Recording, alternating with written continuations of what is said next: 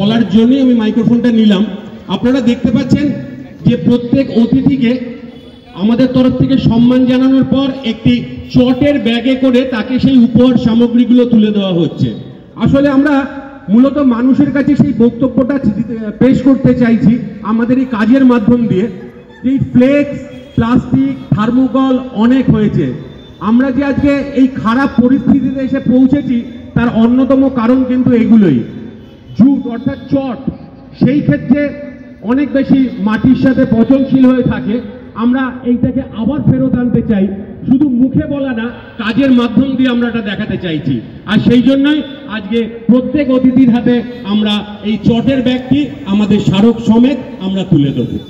বছর আমরা যখন পুজো শেষ করি আমরা মোটামুটি সেই আশায় সেই অপেক্ষায় থাকি যে পরের বছরে পুজো কবে আসবে। তো আজকে সেদিন চলে এসেছে। এই খুঁটি পুজোর মাধ্যমে আমরা পুজোকে আহ্বান জানাই আর আশা করবো যে এই বছরও পুজো আমরা ততটাই এনজয় করতে পারবো যতটা আগের বছর করেছি। মাঝখানে 2 বছর আমাদের খুব খারাপ গেছিল, যেখানে আমরা পুজো সেভাবে দেখতে পারিনি। কিন্তু আশা করি এই বছর আবার আমরা, বৃষ্টি যদি আমাদের একটু সাহায্য করে আর কি, সেই সময় আশা করি বৃষ্টি হবে না পুজো পরে, তবে আমরা পুজোতে বৃষ্টি পড়লেও যতটা সম্ভব এনজয় করবো সে আশা রইলাম। আর আপনাদের সবাইকে জানাই অনেক অনেক ধন্যবাদ আমাকে ডাকার জন্য। স্যার, আপনার সঙ্গে আলাপ করে খুব ভালো লাগলো। এইভাবে সংক্ষিপ্তে আমরা অনুষ্ঠানটাকে নামাচ্ছি, কিন্তু পরবর্তীকালে আশা করি যখন আসবো পুজোটা দেখতে অবশ্যই আসবো, তখন আমরা অনেকক্ষণ ধরে আড্ডা দিতে পারবো।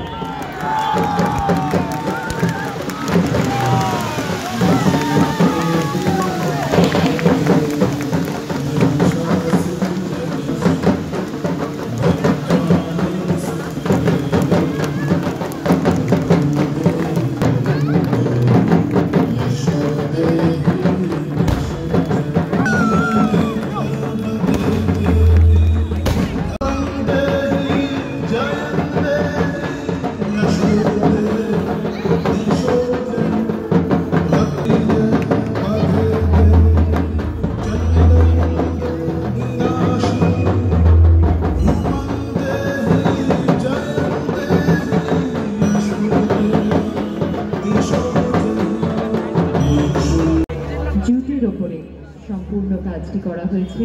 ভাবনা শিল্পী সন্দীপ মুখার্জি, যে মানুষটি দীর্ঘ 15